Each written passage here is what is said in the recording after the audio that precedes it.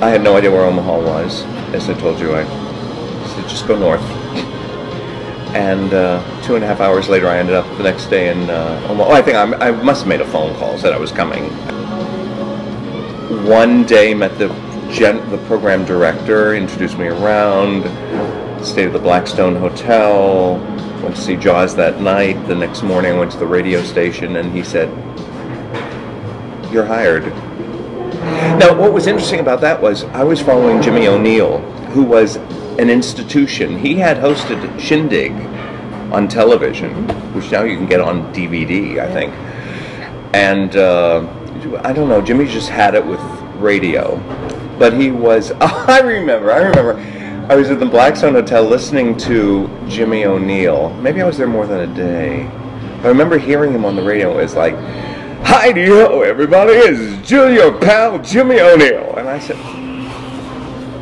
said, I am so completely different from this. I'm going to be run out of town on a rail, or it's going to be very successful. And I don't remember going through any, I guess there was some transition, as there always is, but I remember working immediately.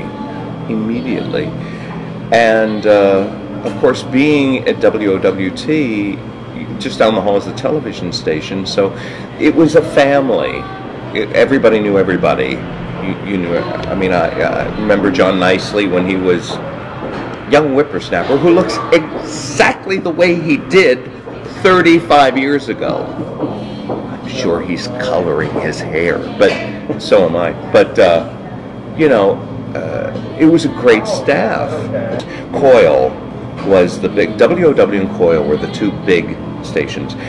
And the music I was playing, I don't know what you called it. I guess it would be MOR, middle of the road, which we don't have anymore. Actually, it's the same format as I was playing at KGOR a month ago. What was popular, what was the current hit in the 70s? Yes, of course. It's shake, shake, shake, shake, shake your booty, and all the stuff that's retro now. And Coil was a little more of a rock station, and it had much more of a, Roger W. Morgan was on there, and he would call people up and play pranks, and he was very popular then. But back then we had people, I also worked with a man named Eddie Hudson, who would go sit up on a billboard for like 12 days or something. I mean, there were pranks. That was very big then. I don't think Sweet 98 was around at that time. I don't remember. I just remember it was Coil and WW. It's interesting, since I've been back here in Omaha the last 5 years, if I had $1 million for every time somebody stopped me and said, "Dave Wingert, I remember you on Coil," and I said, "No, that's the one station I never worked at," but it was so big, the Coil Good Guys. That was so high profile. Right, but WOW was owned by Meredith. Oh, that's it, Meredith. Publications, which are still in, I think, in Des Moines, aren't they? 92, Z92, and the morning guys were Otis 12 and Diver Dan Doomy. And Otis will tell you that he learned everything about broadcasting from me, but I remember it the other way around, that I remember listening to them going, "These guys are hysterical." But it was very experimental. I mean, AM radio was huge, and the music stations were on AM. Coil was AM and WOW was AM. So that was the beginning of FM beginning to, WOW was huge, and Z92 was I remember hearing the philosophy of the jukebox. The smaller your playlist, the more successful you are, because if you go into a bar, usually the same songs are being played. So it's wild to think that this was before the computer. Well, even into the 80s, it was well before the personal computer. So it was the only the only thing. And of course we had huge shares that were unheard of, because maybe there were 3 or 4 stations. If there were more, I don't remember. KFAB was always a huge, it was what they called the blowtorch. Steve Brown used to say, I'm on the blowtorch, 50,000 watts. And it was Walt Kavanaugh. Yes, Lyle Bremser. And he used to announce the football games. So, I mean, he was an institution. And I was hired and fired by Lyle Bremser. Yes, you'd go to sit in his office in this chair, and it was like, Mr. Wingert, we are going into a different direction, and we're going to let you go. So, okay. Yeah, it was, Lyle was, yeah. But that was as huge as it still is today. I mean, there's a success story, after all these years. It was the boys' club. Broadcasting was the boys' club. There were no women anywhere.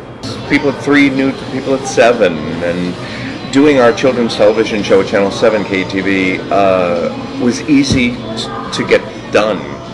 They built us a little set, this little attic set, and we did. It was wonderful.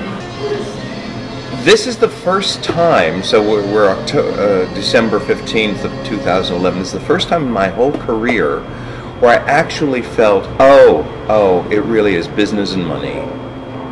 I mean, I always knew it was business. You have to get listeners and you have to have advertisers. But for me to lose my job, they say it was because of fleeting expletives, but I know it's because of the money I was causing them. It could have been that I also tried covering up the mistake, which I'm not proud of. Going back to that day, I would have handled it differently. But there's nothing to say that I wouldn't have been let go the next week when Tom, Becca, and 6 others were let go. The station, KGOR, will be very interesting to see what happens to it. Very, very successful. Basically number 1, 35 to whatever that demo is. And number 2, 25 to 54, which I thought was a demo we'd never get. I mean, talk about demos for a second and success. I didn't see how a station that played Cracklin' Rosie would attract anyone under 40. And yet our biggest growth in demo was 25 to 54, 25, 26, 27-year-old females, which is like, isn't that interesting? So, part of it's me, of course, it's business, it's bottom line. We don't have radio the money. Became such a watchdog. Oh, we have to, the cry that I heard, especially when I was dealing with consultants, when I was doing my nationally syndicated show in Seattle, and I dealt with 3 different consultants. Oh, family friendly. And I bristle at that. That's just, it means nothing. It means nothing. The station that I just left, KGOR, we have to be concerned about family friendly. Well, it's an adult station, number 1. Number 2, the intention is not to shock. Howard Stern's intention, Howard has his edge. I mean, if you Howard Stern, you get Howard Stern.